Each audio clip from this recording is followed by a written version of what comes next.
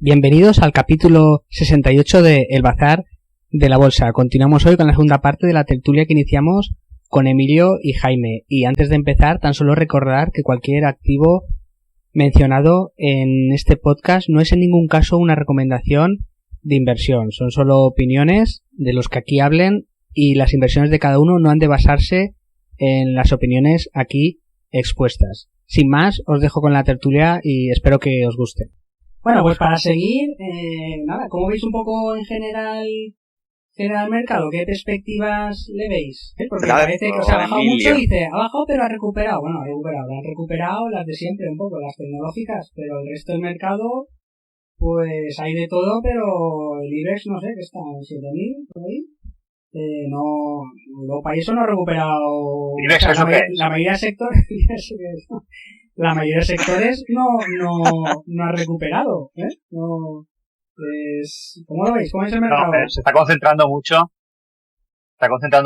en las PAN y en las Smart estas también. Yo creo que prácticamente todo lo que sube el mercado lo hacen el 5% de esas empresas, ¿no? Entonces, hay una doble velocidad.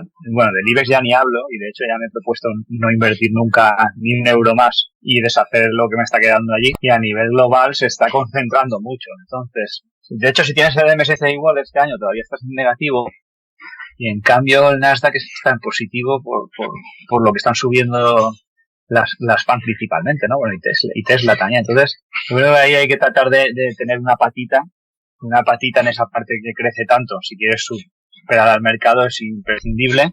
Ahora luego el hacer la selección pues es realmente complicado, ¿no? A ver cuál coges de ahí con la que te encuentres a gusto. Y si no, pues te indexas y ya está, a esperar.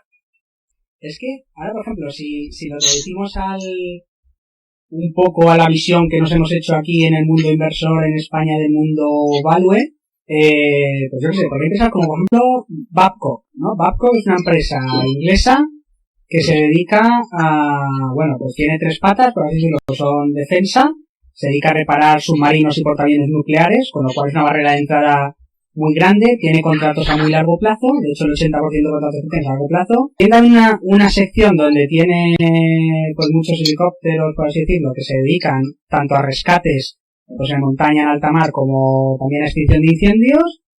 Y luego otra sección que es también para mantenimiento de centrales nucleares. Pero en teoría tiene unos ingresos bastante estables, pues una deuda que teniendo esos ingresos y el contrato a largo plazo y siendo dinero público, pues tampoco tiene que sufrir mucho, y sin embargo, pues está a 6 euros, estaba a 6 libras, y ahora está a menos de 3, ¿no?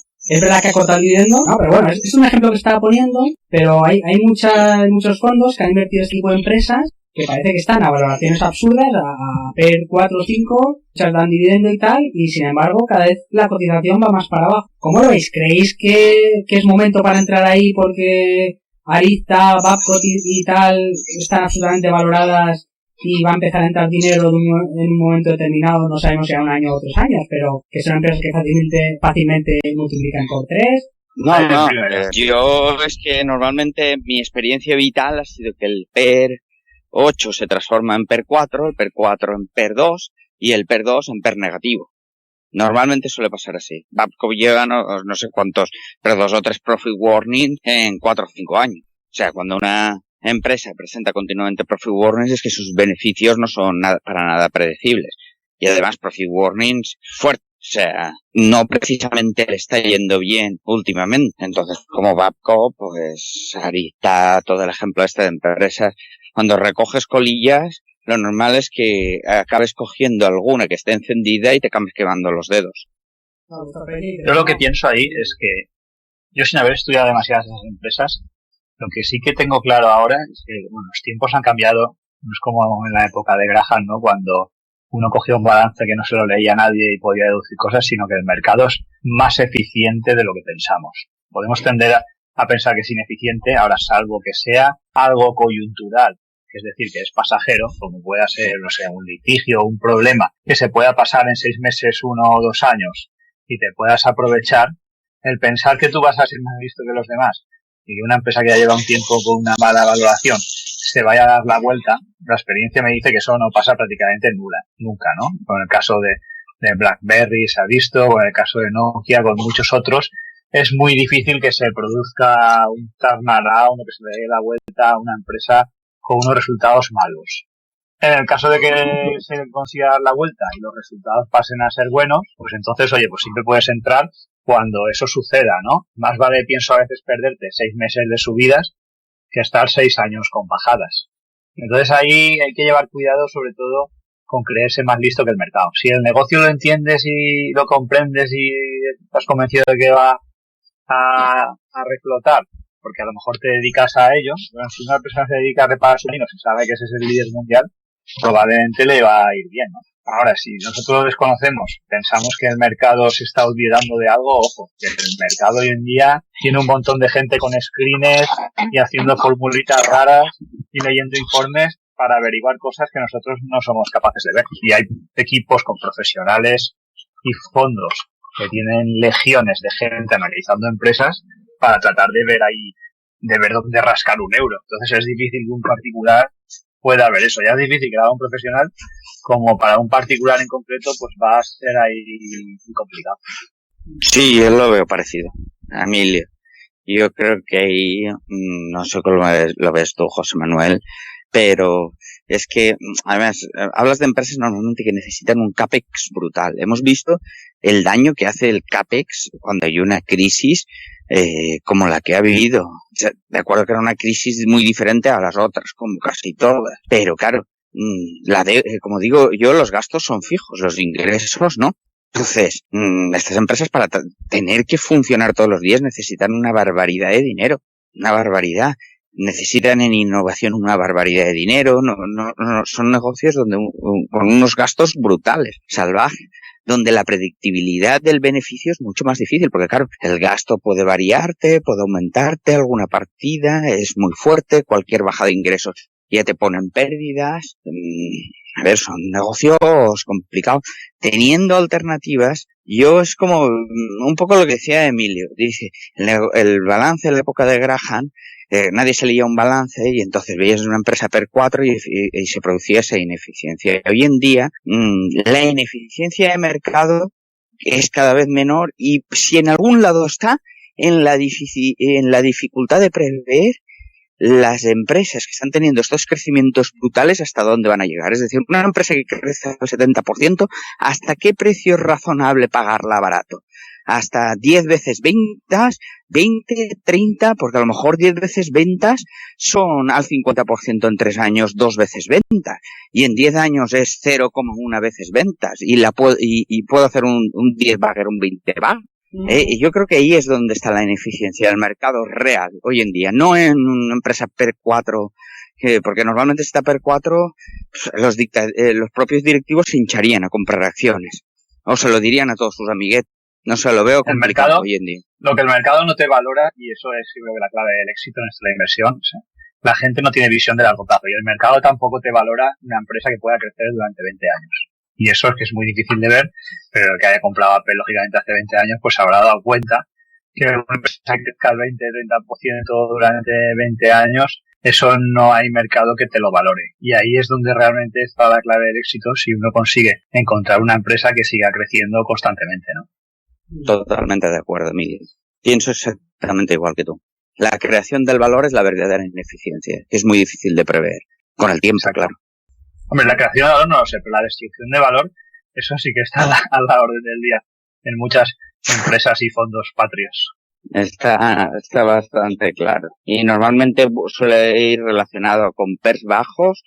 Y me sorprende siempre que la gente dice, no, esta empresa está PER 4 y los crecimientos tienen unos márgenes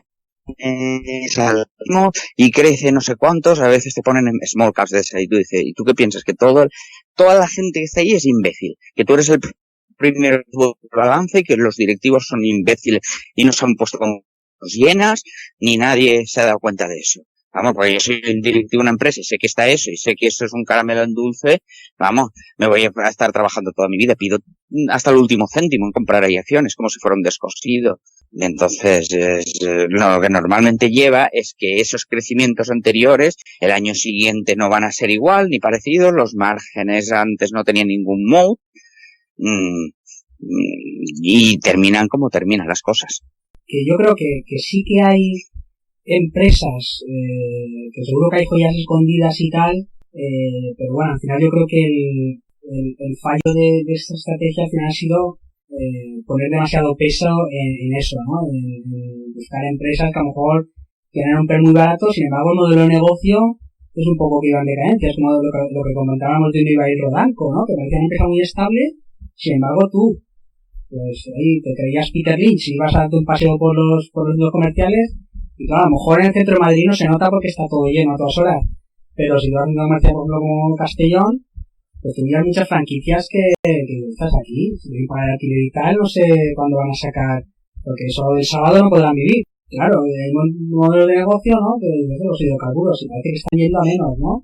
Todo este tipo de cosas, entonces poner mucho peso, a lo mejor en ese tipo de sectores, es un poco lo complicado. No sé, en materias primas a lo mejor es diferente, no sé qué pensáis, porque al final materias primas se van a necesitar cobre, se van a necesitar acero, se van a necesitar...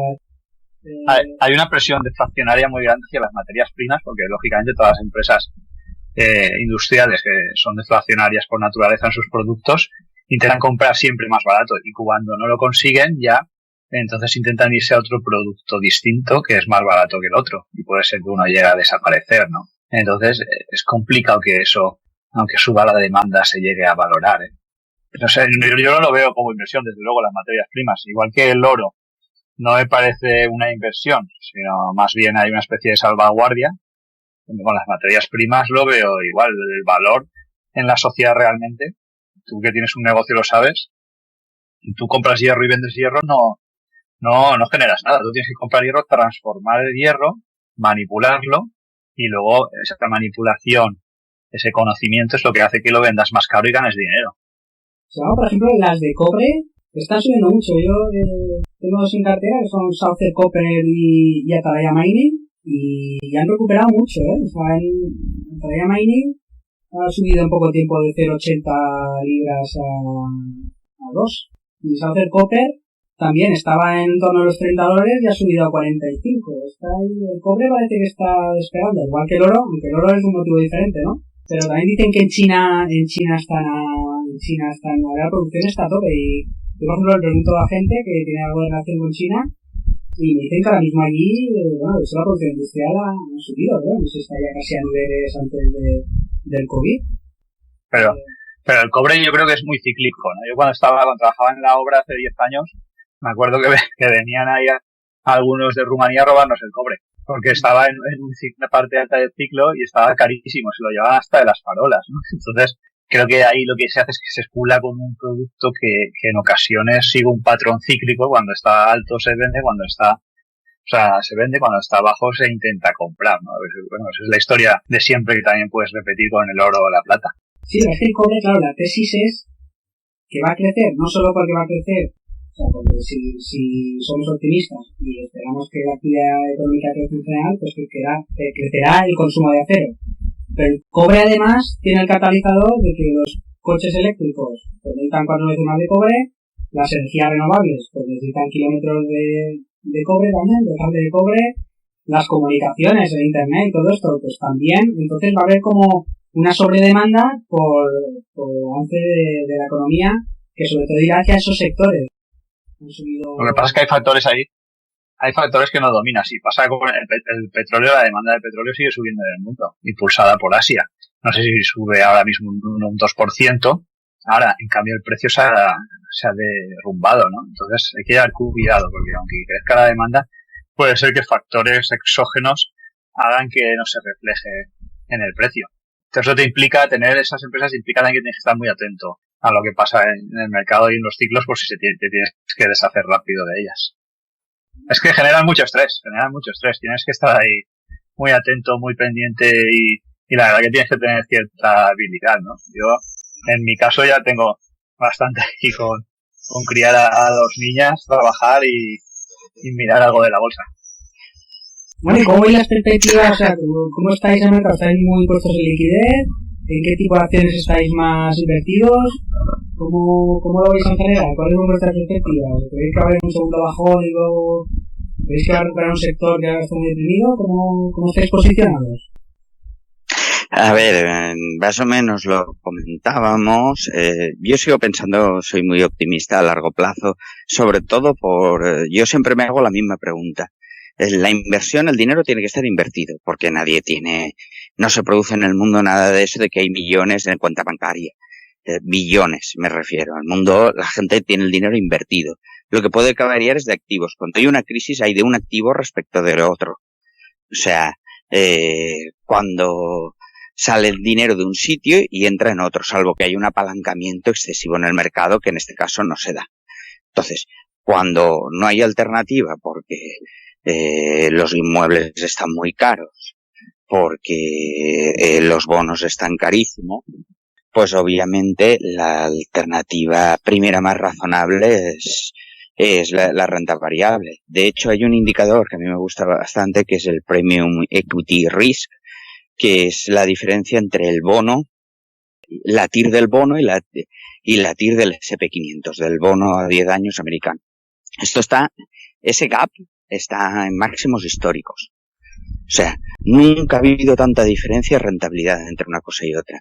Entonces, realmente, aunque haya subido el mercado, nos damos en esa situación. Bueno, ahora, al haber remontado el mercado, pues algo menos, pero el gap es enorme, de los más grandes que ha habido nunca.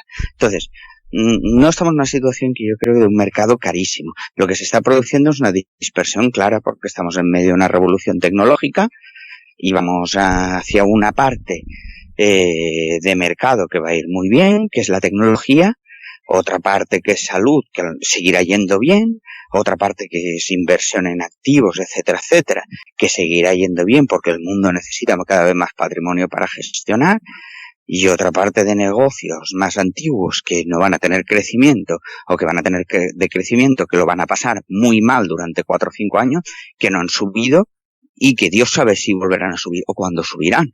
Entonces cada uno pues invierte en lo que quiere. Hay quien quiere invertir en milagros y hay quien quiere invertir en realidades. Lo que no se puede confundir es que el milagro es que Square suba un 50% de ventas el año que viene. El milagro es que Unibail o Inditex vuelvan a las ventas de hace 2 años el año que viene. Eso sería el milagro. O sea, esa es la realidad de los números, es esa. En cuanto a posicionamiento de cartera, yo siempre estoy 100% invertido. Cuando me llega alguna inversión, bien es verdad que yo no tengo deudas, que eso ayuda, ni hipoteca ni nada de eso. Y lo que he dicho, 50% en negocios más tecnológicos así, y otro 50% en negocios cuya tendencia va a ir bien, como salud, como inversión en activos, como el tema de los seguros a través de marca, aunque también es inversión en activos de renta variable en parte. En fin, en ese tipo de negocios cuya tendencia va a ir yo creo que muy bien en el futuro. Algo de tabaco, alguna cuestión de esas. Sí, a mí me ha cogido un poco fuera de juego, porque todavía después de la intervención de Esfera Capital por parte de la CNMV, se me quedó un dinero ahí, bueno, el 20% lo tenía prácticamente ahí atrapado, lo recuperé y he podido comprar L'Oreal, Visa, Sherwin-Williams y Sika, y aún me queda un 10% de liquidez que, como ha subido tan rápido, no me ha dado tiempo a invertirlo. Entonces estoy esperando a ver de cada fin de año si hay algunas tensiones o correcciones con las elecciones de Estados Unidos o por lo que sea, un segundo rebrote, para aprovechar e invertir principalmente en algo tecnológico de las FANG o de las Smart. Y si no lo veo claro, pues iré o a algún fondo, o si no, pues a BRK o Markel, que se han quedado un poquito rezagadas, y esas pues son empresas que, aunque venga una recesión o un mercado bajista, al tener tanto capital y empresas de tanta calidad suelen bajar menos que la media, comportan también bien en mercados bajistas, incluso mejor que en los alcistas. Esa es un poco mi idea de cómo veo el mercado ahora mismo. Hay que ser cauto y esperar a ver qué pasa. Escuchad, ¿y cómo veis la inversión ahora en empresas que tengan muy deprimida su cotización, como pudiera ser Telefónica o incluso la misma Inditex, aunque no ha bajado tanto, pero sí que está en una cotización mucho menor que antes? Y al final son empresas como, por ejemplo, Telefónica, que tiene un negocio, que tiene unos ingresos, entre comillas, constantes, ¿no? O Inditex, que tiene unas ventajas competitivas respecto a sus competidores, son bastante reseñables, ¿no? ¿Qué pensáis ahora un poco de invertir en este tipo de empresas, en el IBEX 35? Bueno, para mí particularmente lo que me impide estudiarme Telefónica es que ya he perdido mucho dinero, ¿no? Desde que la tenía a 20 euros hasta que la vendí aproximadamente a 8 o 9 euros, pues ya no quiero perder más dinero. Entonces no la voy a volver a estudiar. Y luego aparte Inditex, que sí que la llevo hace años, ya lleva unos años plana, es que no me gusta invertir en España por dos motivos. Uno, porque ya trabajo aquí y tengo demasiado riesgo y vivo aquí, con lo cual si el país va mal, no quiero que me pillen todos los huevos en la misma cesta. Y luego porque además es que tenemos un gobierno que no es tax friendly y que no apoya a las empresas y al revés, lo que intenta es para sostener el sistema que hay de mucha deuda, mucho gasto público y muchas pensiones, lo que intenta es exprimir a los empresarios, y tú lo sabes bien, a base de todo lo que puede, del IVA, de la seguridad social, de los impuestos societarios, y ese ecosistema no favorece que las empresas vayan bien. Yo estoy convencido de que Inditex en Estados Unidos pues iría mejor que Nike, estoy convencido, pero es que en España no, porque luego además siempre están criticándolas y la gente pues prefiere invertir ahí en la rachola que decimos aquí, que invertir en sus empresas buenas, ¿no? Y cuando el gobierno les mete caña, cuando el gobierno le mete caña a una empresa en Estados Unidos, todos sacan las uñas porque todo el mundo tiene invertido ahí su futuro y sus pensiones. Aquí cuando se meten con Amancio Ortega, pues lo que dicen es que es un facha y que defrauda dinero y que no paga impuestos en el país en el que vive. No me parece serio. Y como no me parece serio, pues no invierto aquí, invertiré en los sitios donde quiera mi dinero, aunque de momento sea poco. Pues Inditex es casi una empresa más global, ¿no? No sé qué porcentaje de ventas tiene en España, pero no creo que supere el 20%. Sí, en el caso de Inditex. No, pero ya no son las ventas que tenga en España, sino es el tratamiento fiscal que se le va a dar y cómo se va a cuidar a la empresa y a los accionistas, ¿no? Y luego aparte que si España es un país que se convierte en un país de pandereta o con comunistas en el gobierno, que no conozco ningún sistema capitalista que quiera invertir en un país donde hay comunistas en el gobierno, no va a atraer la inversión. Y si, por muy buena que sea la empresa, si no se atrae inversión de capital extranjero, tampoco va a subir la cotización. Entonces yo tampoco quiero tener una empresa que esté 5 años plana cuando tengo otra como Apple que en 5 años te multiplica por 5. Es que no tengo esa necesidad de perder dinero. Ya he sido demasiado patriótico muchas veces y ya pago bastantes impuestos aquí, IRPF, IVA y demás historias como para seguir subvencionando el chiringuito de los políticos. Si mañana cambiaran de idea y empezaran a quitar duplicidades, autonomías, a gastar como toca y a invertir los impuestos, pues a lo mejor me plantea otras cosas. Pero la situación actual es que realmente es que no me apetece, la verdad. Vosotros pensado una cosa respecto de Inditex. Yo, en concreto, Inditex desinvertí además hace muy poco, hace un par de semanas, para invertir en Match Group, que es el Tinder y todas esas plataformas de contactos. Y el motivo de mi desinversión fue después de ver los resultados de EssilorLuxottica, que es una empresa que todavía tengo, que me parece fantástica, que es de los mejores negocios del mundo. Essilor prácticamente en el primer semestre no ha ganado dinero y es un negocio que el retail le afecta muchísimo menos. Inditex es un negocio que va a necesitar, siendo un fantástico negocio con muchísima caja, pero va a necesitar un tiempo muy considerable para readaptarse a toda esta nueva situación. De hecho, tiene un plan de digitalización que le va a llevar 3 o 4 años. Durante estos 3 o 4 años, yo no descarto volver a invertir en Inditex, pero es muy, muy difícil que Inditex suba fuerte en la cotización. Muy difícil, no imposible, no digo que sea imposible, pero va a tener que pasar muchas cosas muy complicadas. Porque precisamente Inditex se ha dado cuenta de la nueva realidad y va a tener que adaptarse como todas las empresas. Eso va a conllevar un gasto, una reestructuración, una serie de historias, y hasta que todo eso, primero viene la reestructuración y luego los resultados de la reestructuración. Y hasta que no hay los primeros indicios, el mercado no se los cree. Y muchas veces ni siquiera los primeros indicios, sino te da tiempo mucho más. Entonces, luego ten en cuenta, estoy viendo que el 37% de los beneficios vienen de España. Que no es poco, ¿eh? Y fíjate lo que va a caer el PIB de España. ¿Quién va a comprar ahí al mismo nivel ahí o al mismo ritmo ropa en Zara cayendo el PIB un 20, un 30 o 40% que todavía no lo sabes? Y de Europa el 70, ¿eh? Y de Europa el 70. Y el PIB de Europa tampoco va a ir. O sea, es que la posición que tiene buena es en Asia, pero en Estados Unidos creo que la posición todavía se estaba construyendo. Si no recuerdo yo mal, en los resultados puedo meter la pata.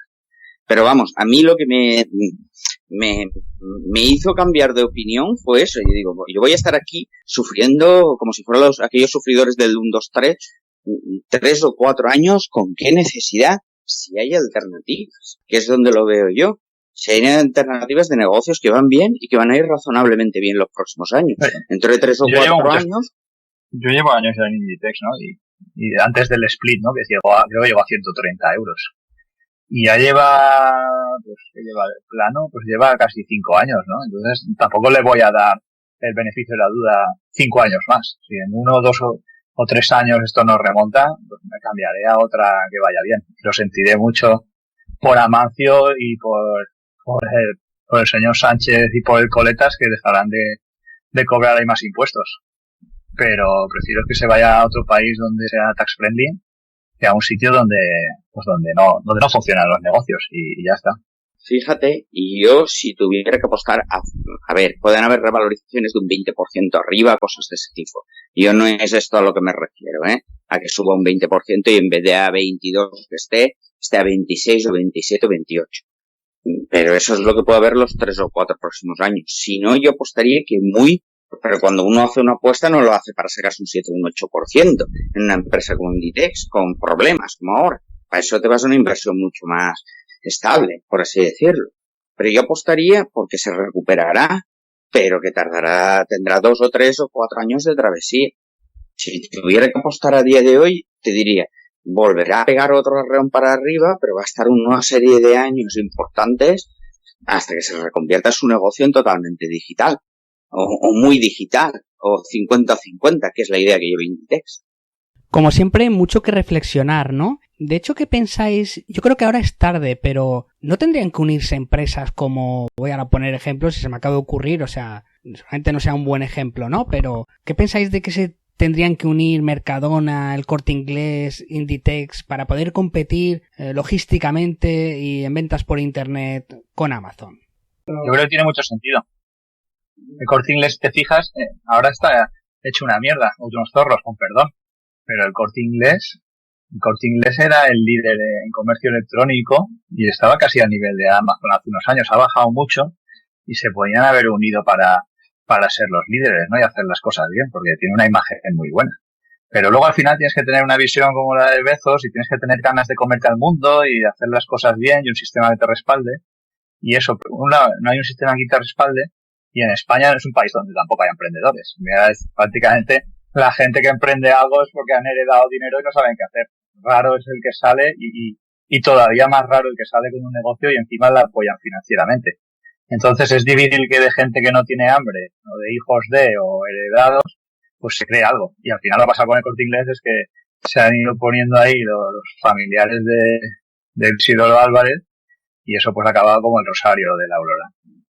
Bueno, y sobre todo, exacto, a ver, yo el Corte Inglés sí que lo conozco, la parte retail, no directamente, sino tengo un muy buen amigo que ha trabajado en una consultoría, en un proyecto para esa parte retail.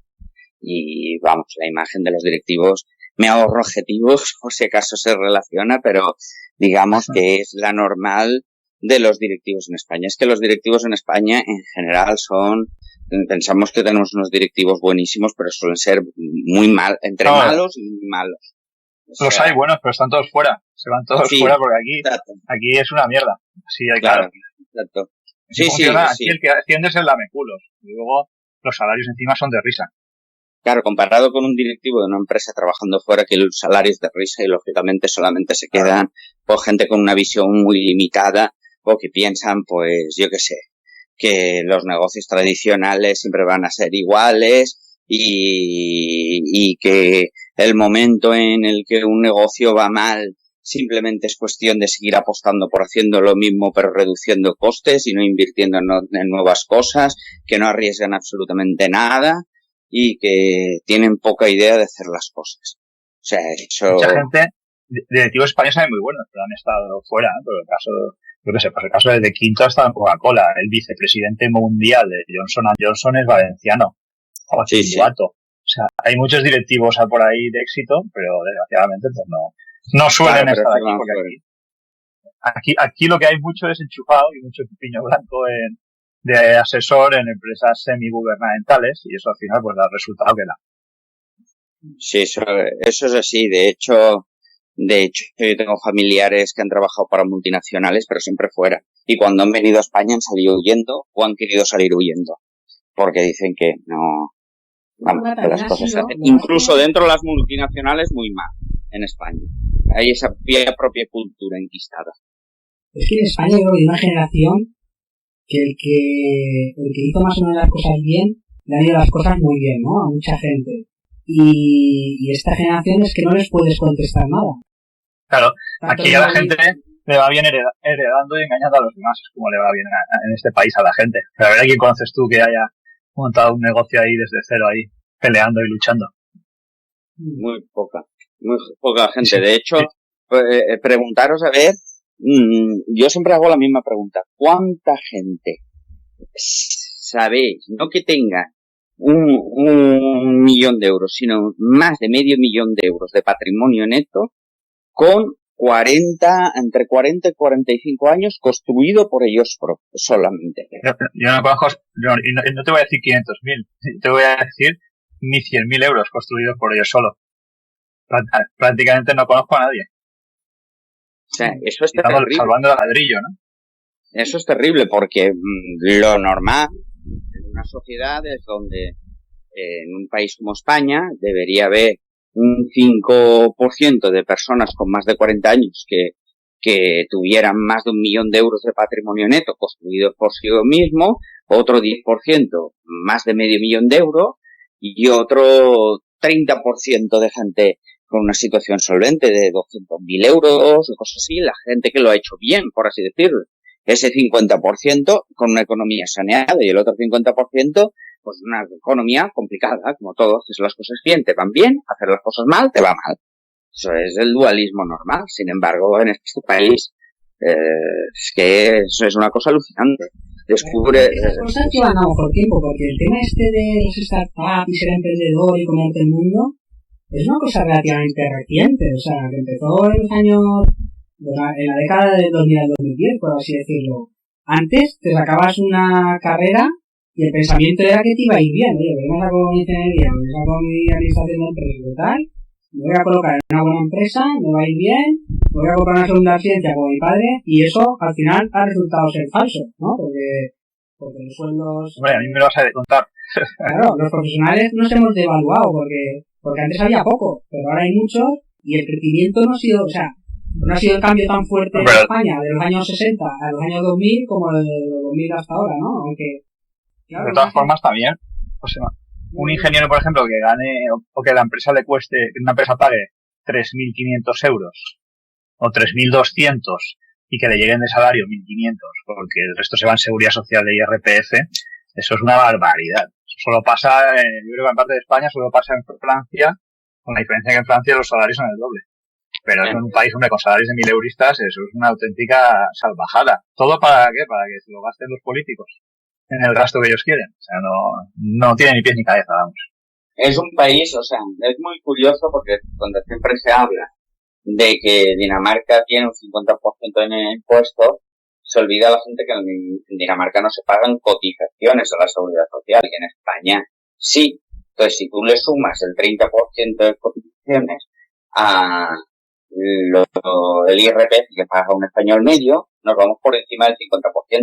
Siempre me ha hecho gracia el ejemplo ese nórdico cuando no equiparamos parámetros, porque las cotizaciones de la seguridad social es un sistema de reparto que existe en Alemania y no como en España, pero como en España solamente en Italia, Francia y España, que yo sé, en algún sitio más existirá, pero desde luego ni en Suecia ni en Dinamarca. En Dinamarca la pensión son 700 euros, imagínate. vivir con 700 euros en Dinamarca. Lo que pasa es que la gente construye patrimonio y tienes instrumentos de ahorro.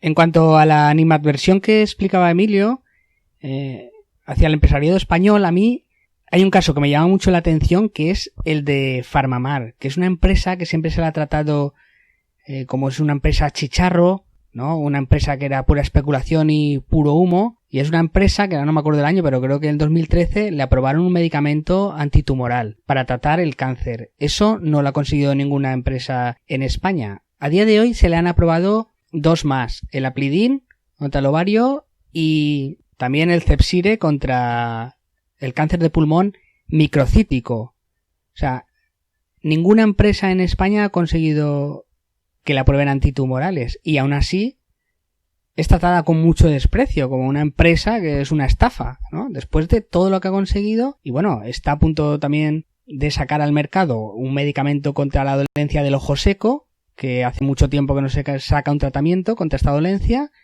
y bueno, y puede que uno de esos antitumorales sirva también para tratar enfermedades virales como podrían ser el COVID, ¿no? Y aún así se le suele despreciar mucho. Y son casos que llaman mucho la atención, ¿no? Dices, ostras, después de lo que ha conseguido, que es muy importante, incluso aunque económicamente o la cotización no vaya bien, habría que aplaudirles a esta gente que está haciendo cosas para, bueno, en este caso para salvar vidas, ¿no? Que no se me ocurre nada más importante. En cambio, en Estados Unidos sería una microcap e invertiría todo Cristo ahí. Eso es por el propio rechazo al capital. Y los inversores en España tampoco tienen ni puta idea de inversión, la mayoría, por desgracia. Y no lo quiero decir con ningún ánimo de desprecio hacia la gente, pero la gente no sabe lo que es invertir en crecimiento, que el dinero de verdad se hace asumiendo el riesgo, que sin riesgo pues no hay dinero de verdad. La gente todavía piensa que te compras un apartamento en Benidorm y lo alquilas, lo reformas, lo pones en Airbnb y te haces de oro. O sea, no hay ninguna cultura inversora y eso se traslada al desprecio por esas empresas que cuestan, que es que debería ser una empresa cuesta una barbaridad sacarla adelante. Todo el que tiene una pyme lo sabe, y es que tienes que trabajar 15 horas al día, pues con los salarios de convenio y pagando impuestos, y luego tú pagas impuestos y Hacienda te los devuelve, en vez de pagarte cuando toca, tarda un año y luego no te paga los intereses de demora. O sea, es una lucha constante contra el sistema para sobrevivir. La gente, tú date cuenta que en España todavía piensa que se puede hacer rico invirtiendo en Coca-Cola. O sea, con todos mis respetos. O sea, ese es el nivel de inversión en España. Piensas que invirtiendo en Coca-Cola, cada durito que tienes te vas a hacer, ¿no?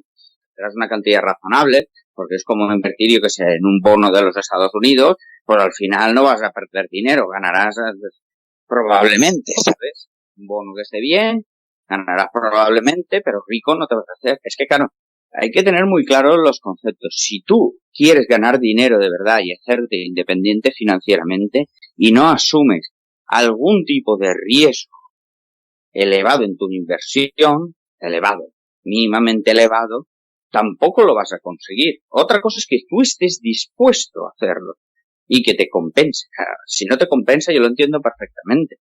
Pero si tú pretendes hacerte rico comprando Inditex o Coca-Cola, solamente eso, no te digo una parte de la cartera, pero solamente eso, va a ser muy complicado que lo hagas. Otra cosa es que pretendas meterte en historias de PER 4 a esperar la resurrección. Tampoco estoy hablando de eso, ¿eh? Pues en Estados Unidos sí que existe esa cultura del startup. De monto una empresa para vender potitos online y me voy a un business angel y recaudo $100 millones. Eso en España es implanteable. Eso en España es completamente imposible.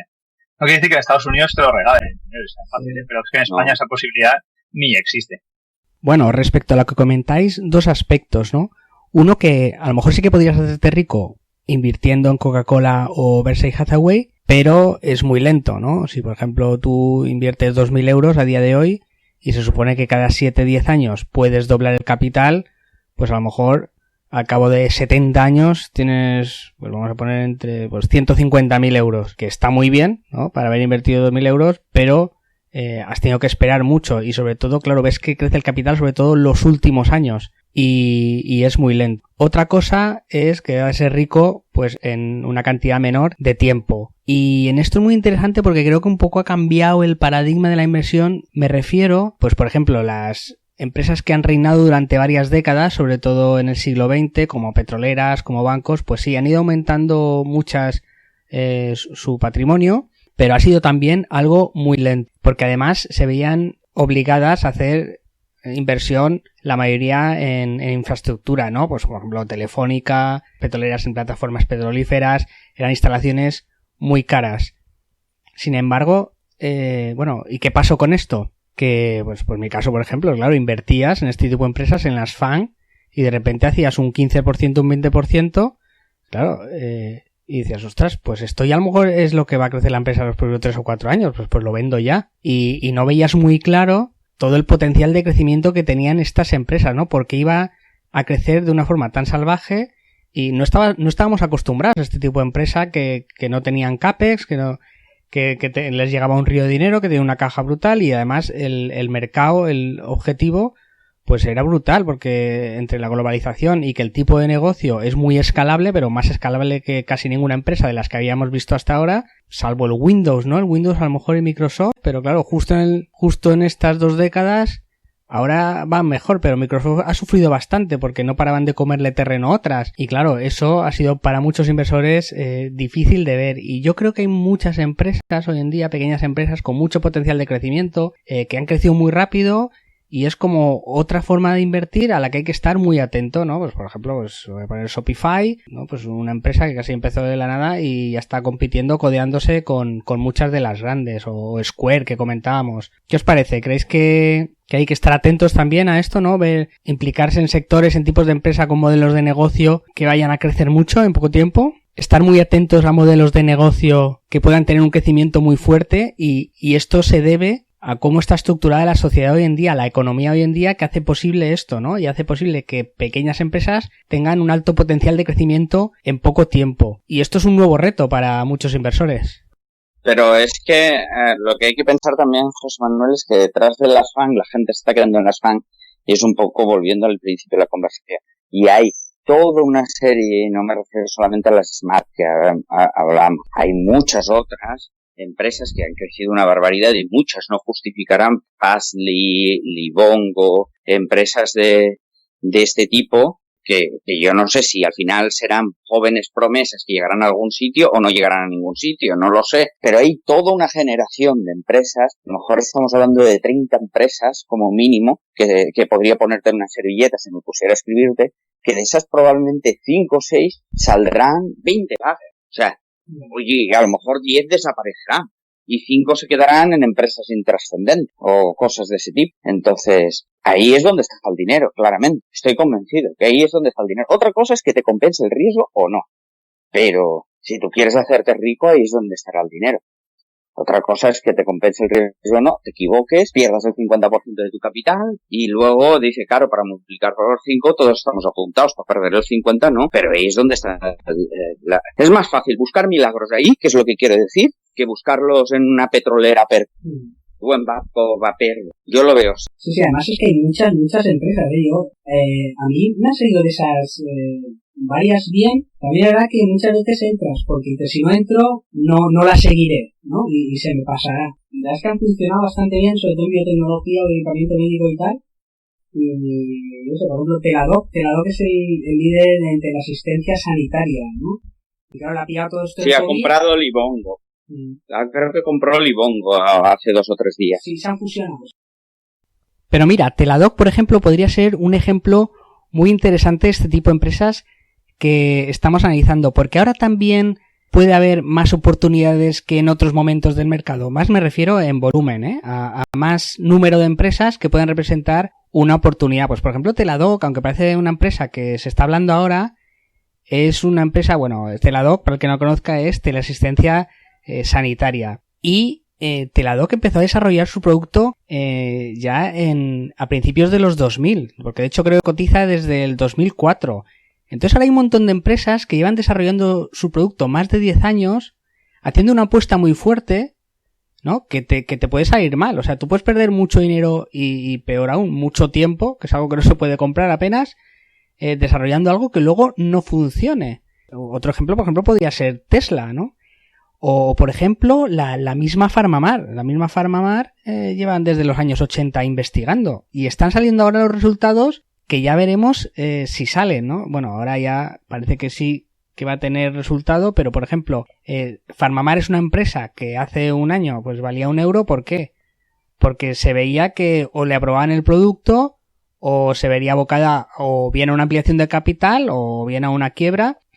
Pero ¿qué pasa? Que le han aprobado el producto, pero ojo, porque el producto que le han aprobado por el cual de repente se ha saneado un golpe y ya tiene otras perspectivas, se lo han aprobado porque es un tratamiento, lo he comentado antes, contra el cáncer de pulmón microcítico, que no hay alternativa. O sea, bueno, había una alternativa hasta ahora, pero que lleva ya 20 años, un tratamiento que entonces pues ya hay un segundo tratamiento. Entonces lo han aprobado, decir, oye, como no hay otros tratamientos, pues, o solo hay uno, pues lo aprobamos rápidamente, pero puede ser que lo echen para atrás, este tratamiento. Pero bueno, al final lo que quería decir es que hay muchas empresas desarrollando sus productos desde hace mucho tiempo y que puede ser ahora cuando empiecen a ver los frutos. Y es aquí donde se puede sacar el alfa del mercado, en sectores como por ejemplo biotecnología, que hay muchas empresas que van desarrollando su producto mucho tiempo y puede ser que en poco tiempo, en pocos años, vean aprobado todo su esfuerzo de desarrollo. O puede que no, ¿no? Que ahí está lo difícil. Lo comentaba antes Tesla, ¿no? Tesla pues lleva mucho tiempo que me parecía que iba a ser un fracaso económicamente y parece que ahora se le ha dado la vuelta a la tortilla rápidamente y ha sido una apuesta brutal en cuanto a tiempo y en cuanto a dinero y nadando contra corriente y compitiendo contra los grandes. Entonces aquí donde hay nuevas apuestas en nuevos sectores yo confío mucho en biotecnología y también en el sector aeroespacial que comentaba Emilio antes. Bueno, la verdad es que está muy interesante el mercado, muy, muy apasionante.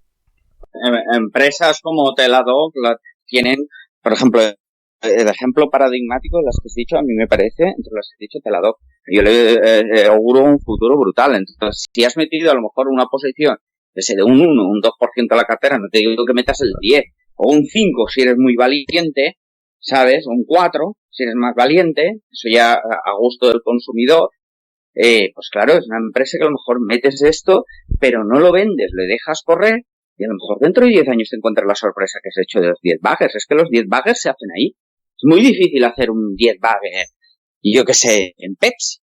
Con todos mis respetos, una empresa fantástica. Como Pepsi, Pero ni en Philip Morris que tengo yo, por ejemplo, tienes. Eso es muy difícil. O en McDonald's, que vayas a hacer 10 baggers ahí. Pero en Teladoc a lo mejor los haces. Es probable, lo más que los hagas. No es una cuestión imposible. Tú lo piensas ahora y dices, ¿por qué no? Podría pasar perfectamente. Oye, ¿hay alguna acción en concreto que os haya llamado así la atención o que esté, por ejemplo, Tencent ha bajado, ¿no? Ahora con esto de Trump que dice que va a prohibir aplicaciones chinas o tal, o incluso Intel también porque dicen que está teniendo problemas porque así, bueno, Intel fabrica semiconductores, chips, y Taiwan Semiconductor, que es una empresa que está en Taiwán, que se dedica a fabricar chips para otros, que los diseñan y ella los fabrica físicamente. Entonces, bueno, por así decirlo, estos de Taiwan Semiconductor han conseguido fabricar semiconductores a 7 nanómetros y estos de Intel no pueden, ¿no? Aunque eso tampoco es verdad, porque a lo mejor tampoco es un estándar, no estoy explicando bien, pero lo que quiero decir es que a lo mejor un chip de 10 nanómetros tiene mucho mejor rendimiento que uno de 7, ¿no? Y ahí es algo que no está clara la definición, es como la frontera del espacio, que sí que son 100 kilómetros, pero bueno, no está muy claro. Pues esto es un poco lo mismo, ¿no? Que a lo mejor hay mucho marketing y tal, y ha bajado bastante. No sé si últimamente qué acción nos ha llamado un poco más la atención, o cuál estás ahí con más ganas, o al contrario, o alguna que dice voy a venderla porque no me está gustando nada. Por ejemplo, Emilio. Yo el tema de Intel y AMD, igual que Nvidia, nunca he terminado de entenderlas demasiado, aunque es verdad que es un sector que pensaba que estaba maduro hace 10 años, y no es así, es un sector que continúa evolucionando y creciendo y que todavía le queda muchísimo recorrido. Veo más fácil de entender Tencent, ¿no? Por las divisiones y los negocios que tiene, me parece muy buena, salvando que, bueno, siempre tenemos ahí ciertas dudas hacia las empresas que son de China, pero la veo en ese sentido más fácil de entender, y también es verdad que, bueno, ha bajado un poco en comparación a lo que lleva subido en los últimos 5 años, no sé, la bajada me parece ahí insignificante, ¿no? Pero sí que la veo una empresa muy interesante, sobre todo por diversificar también hacia Asia. No, yo las que hemos comentado básicamente son las que yo veo así interesante, pues bueno, pues lo que dice Emilio, pues es, si ante la duda, la más tetuda, como se suele decir, y comprar Markel, o comprar un índice de la Mundi MSCI World. Si quieres arriesgar alguna más que las FAN, yo vería las SMAC que hemos comentado, la que mejor comprendas y más a gusto te sientas, y siempre con una cantidad poquita de dinero. A lo mejor puedes comprar algo de tabaco, pero sabes que vas a tener unos crecimientos casi como un bono al 6-7%, que como otra cosa, porque no van a tener otro tipo de relación. ¿Ves? Si quieres comprar un bono, pues eso es a lo mejor lo más interesante, antes que un bono. Y bueno, lo que hemos comentado, Johnson & Johnson siempre entre la duda también la puedes comprar, tampoco la veo yo carísima a morir, estaba más barata el año pasado y por todo el tema del polvo de talco. BRK, que al final pues es un Markel más mayor, por así decirlo, y ha cambiado algo su negocio. Básicamente, Brookfield, ¿ves? Ahora está interesante. Yo la veo Brookfield Asset Management, la madre, interesante, porque ya que quieres apostar por algo por recuperación de un sector más tradicional, de sectores más tradicionales, pues a lo mejor apuesta por los maestros que van a buscar la recuperación, porque ellos el asset allocation lo hacen mejor que nadie. Entonces, Brookfield puede ser una acción interesante también por apostar. Disney ya se ha escapado un poco. Pero Brookfield, por ejemplo, cuando veis en la prensa que compran parques fotovoltaicos, parques eólicos o una cartera inmobiliaria de algún banco o de algún fondo de capital privado, ¿no os parecen unos precios demasiado elevados, que para nada son una ganga? Y no sé si están comprando que tienen demasiado dinero disponible y están comprando por comprar. ¿No os da a veces esa sensación? A mí me tiene un poco eso la mosca detrás de la oreja.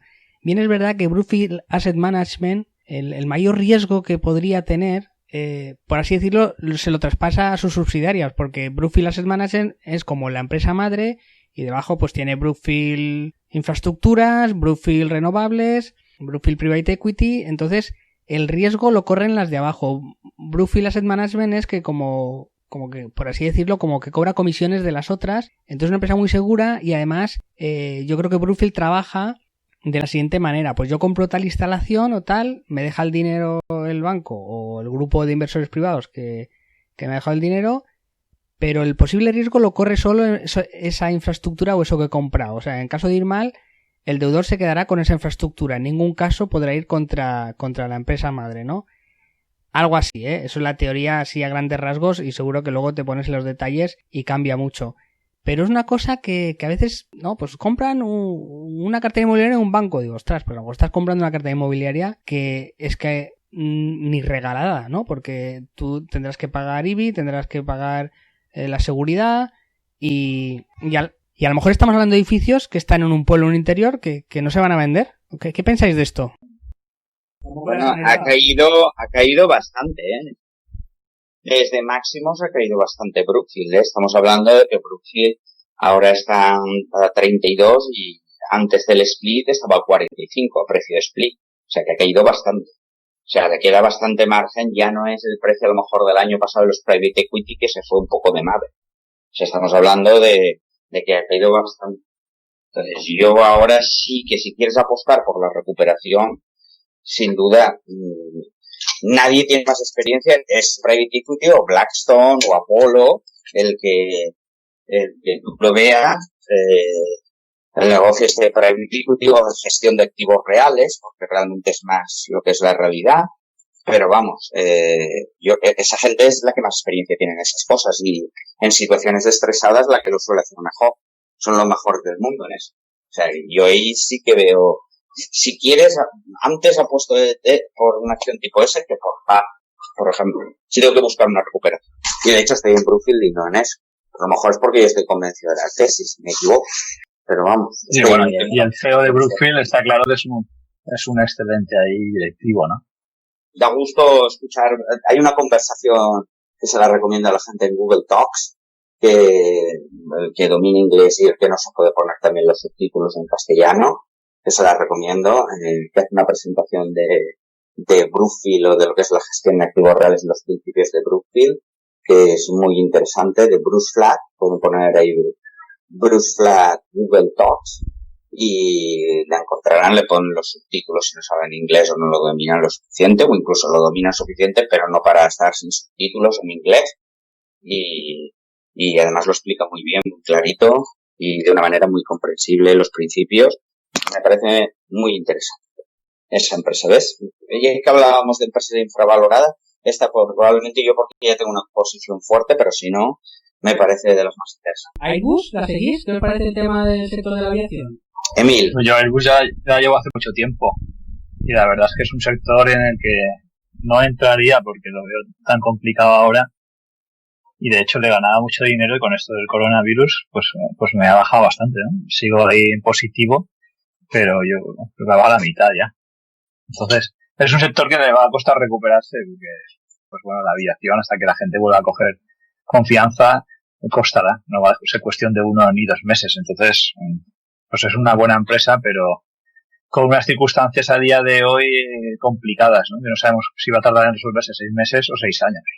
Sí, yo estoy casi seguro que saldrá adelante, pero es verdad que es muy complicada y es verdad que es una empresa que se puede quedar ahí estancada en beneficios y crecimiento un tiempo. Eso es un monopolio casi, ¿no? Con Boeing. Sí, bueno, es un duopolio. De hecho, a veces he pensado en comprar Boeing también y tener el monopolio completo. Y cuando Boeing estaba pues a 300, decíamos, bueno, pues está a 250 la compramos. Y cuando bajó a 200, ¿no? Ya a 150 llegó a bajar a 90 y entonces ya nadie quería comprarlo. Porque parecía que se iba a la bancarrota y al final el Estado americano dijo que no la iba a dejar caer, como era lógico, y se ha recuperado, pero claro, ya estás hablando de otro tipo de compañías que no se parecen en nada a las de enero. Son compañías que están en un riesgo de quiebra y que tienen un problema delicado, los van a mantener los gobiernos, pero no sabes cómo van a resurgir y ni lo que van a tardar. Probablemente pienso que será más rápido de lo que nos pensamos.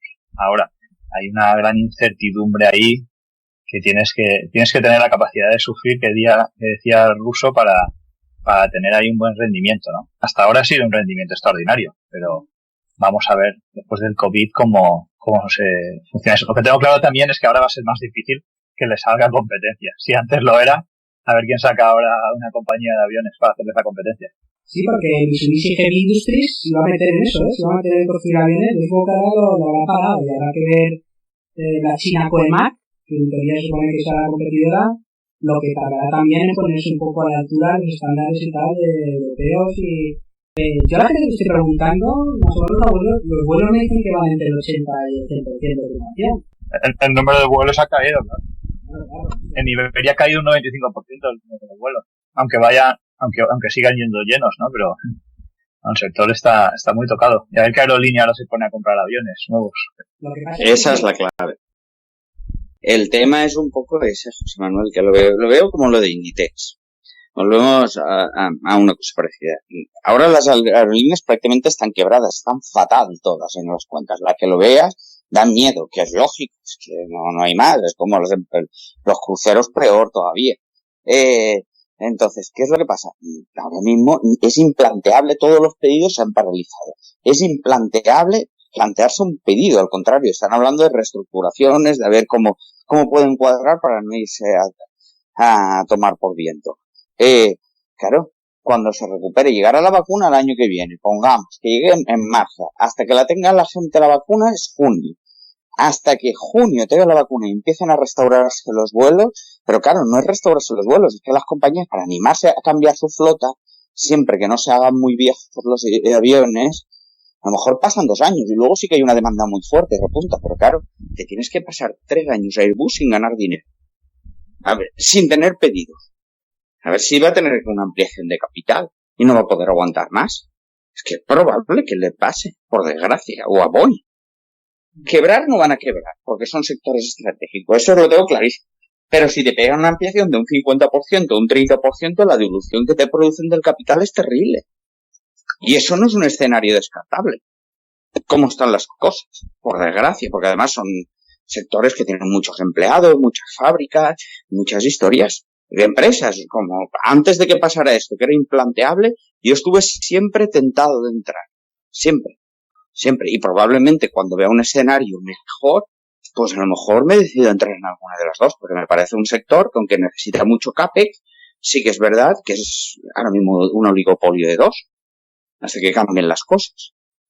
Pero bien, pensadlo así, son 3 o 4 años de martirio, en una situación normal, sin ampliación de capital. Yo lo veo así. Bueno, yo de momento no voy a vender para el placer de Hacienda de pagar impuestos. Yo de momento voy a aguantar el tipo, pero no, tampoco lo haría más. Entonces luego, tampoco se ha planteado una ampliación de capital, ¿no? En Airbus, como en el caso, yo creo que en Boeing sí que se ha planteado. Entonces, yo mientras no haya ampliación de capital y busquen una solución, todavía pienso que se puede confiar en los directivos. Como empiezan a plantear cosas raras, entonces ya habrá que ver ahí si salir y moverse a otro sitio. Sí, pero es que claro, es verdad que las aerolíneas pueden quebrar, pero la necesidad de volar supongo que seguirá ahí, ¿no? Y entonces, aunque quiebre IAG, pues a lo mejor la compra Brookfield, ¿no? Por €1. Es decir, ¿eh? Sí. Eso es indiscutible, vamos. Para mí ese planteamiento ni existe. Eso que dices tú es 100%. Igual que Airbus y Boeing, dentro de 4 años van a seguir existiendo, segurísimo. Y que si no sale ninguna otra compañía, Airbus y Boeing, dentro de 3 o 4 años, empezarán a recuperarse del punto donde estén, que no lo sé. Esa es mi duda. Del punto donde estén, si igual o más hacia abajo. Dudo que más hacia arriba. Pero del punto donde estén, empezarán a recuperarse. Porque empezará a recuperar su negocio y no me lo planteo. A lo mejor me equivoco. Claro, todo esto son, como hablamos, la inversión es imaginación. Hay que hacer un juego de imaginación de cómo nos vemos el futuro. Y eso está claro. Muy bien. Oye, pues muchas gracias a los dos, un placer y bueno, espero que de aquí un tiempo pues volvamos a comentar a ver cómo está la actualidad. ¿Vale? Muchas gracias. Sí, el próximo lo hacemos en vivo y en directo lo hacemos el próximo en Cullera, con una paella, José Manuel. Pues eso es una fantástica idea. Hacemos el próximo podcast, lo hacemos en vivo y en directo con una paella. A ver si antes de que venga el frío ahora en una temporadita nos juntamos y lo preparamos y lo hacemos. Eso está hecho. Ahora ¿vale? Farmamar ahora sacará el tratamiento para el COVID con el Aplidin y nos podemos juntar ahí sí. Muy bien. Bueno, pues un placer. Venga. Un saludo. Venga, un abrazo. Hasta luego.